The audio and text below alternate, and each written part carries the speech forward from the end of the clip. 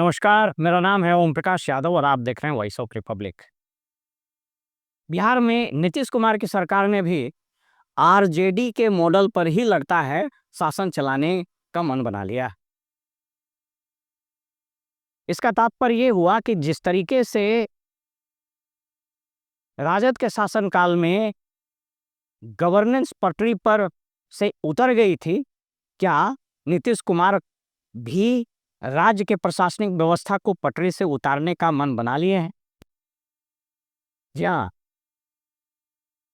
मंत्रिमंडल सचिवालय से एक शानदार और अजीबोगरीब पत्र निकला है। शानदार मैं इसलिए बोल रहा हूं कि यह नीतीश कुमार के गवर्नेंस के स्टाइल से बिल्कुल इतर है और विचित्र इसलिए कि यह काम राष्ट्रीय जनता दल ने 1997-98 में किया था। जी हाँ, एक निर्णय के अनुसार बिहार में सभी 534 प्रखंड जो हैं, वहां पर प्रखंड लेवल पर एक कार्यक्रम क्रियान्वयन समिति बनाई जाएगी, मॉनिटरिंग कमेटी, और उस कमेटी के अध्यक्ष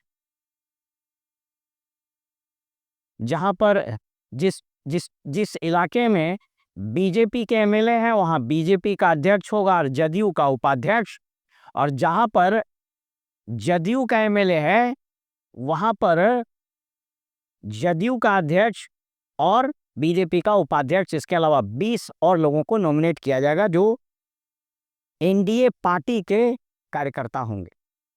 कुछ जगहों पर संभवतः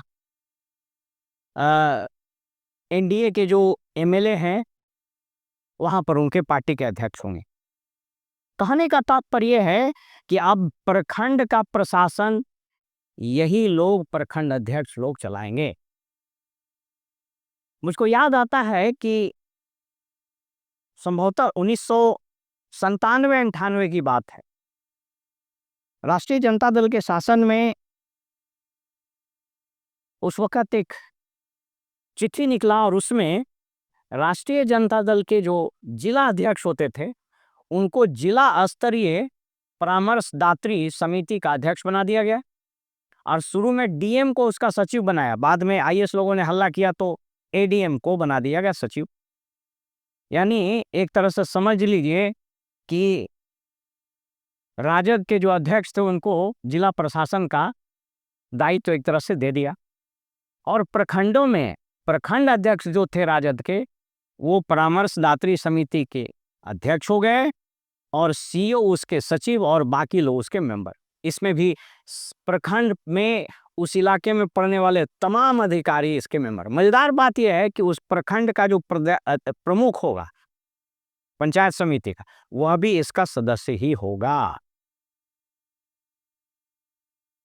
मुझको याद आता है कि 97-98 में इस व्यवस्था को लागू होने के बाद जो कोहराम मचा, जिले के एडिशनल कलेक्टर एडीएम कुर्सी छोड़ छोड़ कर भागने लगे, जो नंगा नाच शुरू हुआ प्रखंडों में, वसूली का जो तांडव हुआ कि भूतो न भविष्यति, मतलब अफरा तफरी मच गई। और जिस तरह से बोलते हैं ना कि लगता था कि पूरे प्रखंड से लेकर के जिला स्तर पर इसी तरह के लोगों का बोलबाला हो गया। जिसको जहां मनाता था वहां चला जाता था, जिस कुर्सी पर चाहता था बैठ जाता था। वसूली शुरू हो गई, धमकाना, डराना, मार पीट, गाली गलौज सब शुरू हो गया। और मैं आज आपको बता दे रहा हूं, अगले 1 से 2 महीना में इस राज्य के सभी 534 प्रखंडों में दलाली का, घुसखोरी का, रंगदारी का, अव्यवस्था का, मारपीट का जो नंगा नाच होगा वह नीतीश कुमार के, जिसको बोलते हैं ना, उनके ताबूत में अंतिम कील ठोक देगा। मुझको नहीं पता है कि यह निर्णय किसने लिया है, क्योंकि अब कहा जा रहा है कि मुख्यमंत्री जी को तो कोई होश हवास है नहीं। प्रत्यक्ष रूप से ऐसा लगता है कि ये बीजेपी के नेताओं ने अपने कार्यकर्ताओं को उपकृत करने के लिए यह चिट्ठी निकलवा दी है। लेकिन मैं बता रहा हूं, यह पत्र सरकार, शासन, प्रशासन, गवर्नेंस और पूरी व्यवस्था के लिए गले की हड्डी बन जाएगा। आप याद रखिएगा, अगले आने वाले 1 से 2-3 महीना होते होते जिस तरह की वारदात शुरू होंगे, उसको रोक पाना मुश्किल होगा। मुझको स्मरण आ रहा है 97-98 में जब यह चिट्ठी निकला, तो जो अव्यवस्था फैली, जिलों में कलेक्ट्रेट से अधिकारी कुर्सी छोड़कर भागने लगे। और जब सरकार को यह बात मालूम हुई, अव्यवस्था का आलम फैला, तो पत्र को तो वापस नहीं लिया गया, लेकिन इस व्यवस्था को अधिकारियों को कह दिया गया कि इसका प्राकृतिक मौत इसको दे दीजिए। तो जब ऊपर से यह मैसेज गया इस अव्यवस्था के मद्देनजर, तो अधिकारियों ने धीरे धीरे उस परामर्शदात्री समिति जो जिला स्तर पर और प्रखंड स्तर पर बना था, उसको प्राकृतिक मौत दे दी। और उस अव्यवस्था का दंश आज तक आरजेडी झेल रहा है। आरजेडी पर जो भी जंगल राज के टैग लगते हैं, कोलैप्स ऑफ गवर्नेंस के टैग लगते हैं, उसमें एक प्रमुख कारण इस तरह के क्रियाकलाप का भी होना है। मैं यह पत्र आपको दिखाता हूं और आज के अखबारों की कटिंग भी मैं आपको दिखाता हूं। इस विषय में मैं 3 प्रश्न उठाता हूं और आप देख लीजिएगा कि आने वाले कुछ महीनों में, कुछ सप्ताह में ये तीनों प्रश्न आपके जेहन में भी उठेंगे, और सिर्फ आपके जेहन में नहीं, यह समाज के अलग अलग जेहन से उठने शुरू हो जाएंगे। पहला प्रश्न है कानूनी और संवैधानिक, वैधानिक और संवैधानिक।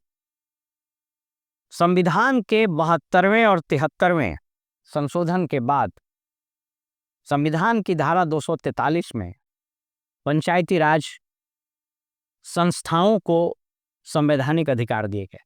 राजीव गांधी जी का एक बहुत बड़ा निर्णय था। अब आप सोच करके देखिए कि प्रखंड का निर्वाचित, जनता के द्वारा निर्वाचित जो प्रतिनिधि होता है, वह प्रमुख होता है, उप प्रमुख भी होता है। मतलब पंचायत समिति के सदस्य चुने जाते हैं जनता के द्वारा, वोटर के द्वारा, और उसमें से अध्यक्ष और उपाध्यक्ष चुने जाते हैं, जो प्रमुख और उप प्रमुख कहलाते हैं। तो कायदे से विधान और संविधान, कानून तो यह कहता है ना कि प्रखंड स्तर का जो भी समिति होगा, उसका अध्यक्ष तो प्रमुख को रहना चाहिए, उपाध्यक्ष उप प्रमुख को रहना चाहिए। तो ये सरकार, जनता दल या एनडीए के प्रखंड स्तर के अध्यक्षों को प्रखंड स्तरीय इस प्रशासनिक पैरेलल की गई सिस्टम का अध्यक्ष और उपाध्यक्ष कैसे बना सकता है? मुझको तो लगता है कि सबसे पहले इसका विरोध प्रमुख लोगों को करना चाहिए, क्योंकि, और अगर मैं बता रहा हूं कि अगर कोई हाईकोर्ट चला गया तो इसकी वैधानिकता ही समाप्त हो जाएगी। तो पहला मैंने कहा कि यह संविधान और कानून के दृष्टिकोण से न सिर्फ गैर कानूनी है, बल्कि अव्यवहारिक भी है, पहला। दूसरा, प्रशासनिक, जिसकी चर्चा मैंने अभी की। सर, एक प्रखंड में, एक यूनिट में कितने प्रमुख बनाइएगा आप?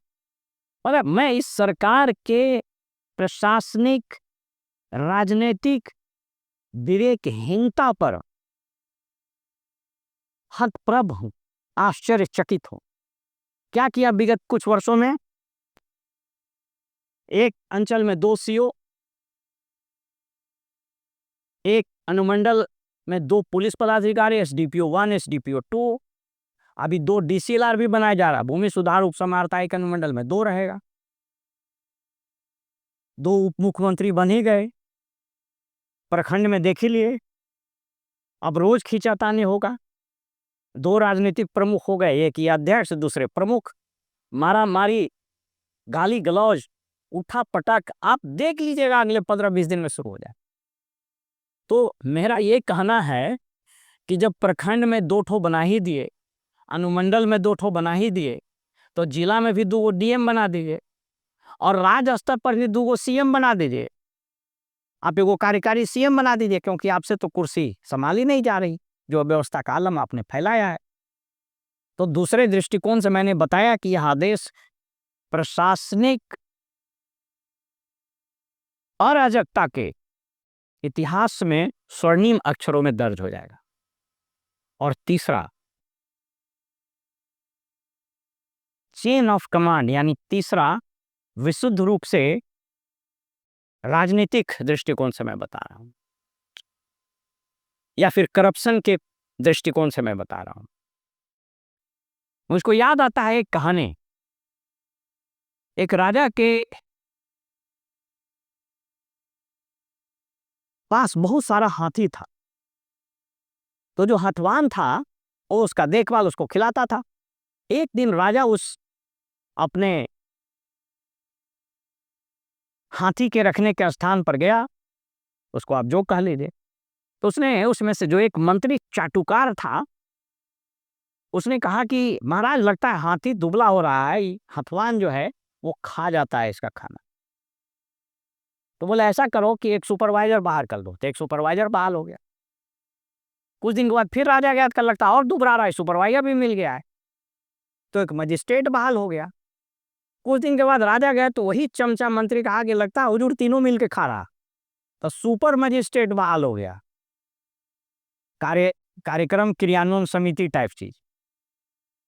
अंततो गतवा हाथी बिना चारे के मर गया।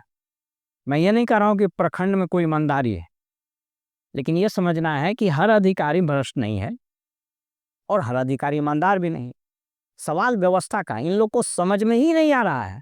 2 DCLR, 2 SDO, 2 DSP, 2 CO बनाने से व्यवस्था ठीक नहीं होगी। आपको पता है पंचायत से लेके जिले स्तर पर जो लिपिकीय कर्मी है, सहायक है, सुपरवाइजर के स्टाफ है, उसकी कितनी कमी है लोगों को समझ में भी आता है। बिल्ट्रॉन में उर्मिला इंटरप्राइजेस के हवाले आपने इस राज्य का पूरा प्रशासन दे दिया। सारे कंप्यूटर ऑपरेटर यहीं से बहाल है। उसका शोषण हो रहा है वो अलग। और इस राज्य का पूरा प्रशासनिक व्यवस्था, पंचायत से लेकर के चीफ सेक्रेटरी तक और नीचे में थाना से लेकर के DGP कार्यालय तक, इन्हीं कंप्यूटर ऑपरेटर के भला हवाले चल रहा है। ये किसी को पता ही नहीं है। मेरी बात हो रही थी सीमांचल में किसी जिले में एक अनुमंडल है, उसके पदाधिकारी से। उसने कहा सर की मजेदार बात है, 8 वो अफसर है और 4 वो असिस्टेंट है, और ये सब जगह वही स्थिति है। ये प्रशासनिक ना समझी, ये बेतुकापन इस राज्य को गर्त में लेके चला जाएगा। तो मैं बता रहा था तीसरा राजनीतिक मायने इसका। तीसरा राजनीतिक मायने ये होगा कि इन लोगों ने बिरनी के खोता में हाथ डाल दिया है। इतना घनघोर असंतोष व्याप्त होगा इनके पार्टी में ही, क्योंकि जो अध्यक्ष और उपाध्यक्ष बनेगा और बाकी जो 20 तो मेंबर इंक्लूडिंग वो बनेंगे, तो उसके छोड़ करके भी तो बहुत है। आजकल तो एकदम माने नेताओं की माने इस राज्य में सबसे बड़ा दुर्भाग्य यह है कि यहाँ पैदावार जो होता है, धान गेहूं के पैदावार से ज्यादा नेताओं का पैदावार है हर घर में। इसलिए किसी शायर ने कहा है ना कि बर्बादे गुलिस्ता करने को एक ही उल्लू काफी है, अंजामे गुलिस्ता क्या होगा हर शाख पर उल्लू बैठा। तो राजनीतिक दृष्टिकोण से यह जो व्यवस्था की गई है, इस सरकार ने की है, नीतीश जी ने, इनके ताबूत में अंतिम के लिए ठोक देगा। लेकिन प्रश्न ये उठता है कि इस पूरे अव्यवस्था को जनता के सामने बताने का काम कौन करेगा? इस प्रश्न को मैं आपके हवाले छोड़कर आपसे विदा लेता हूं। नमस्कार।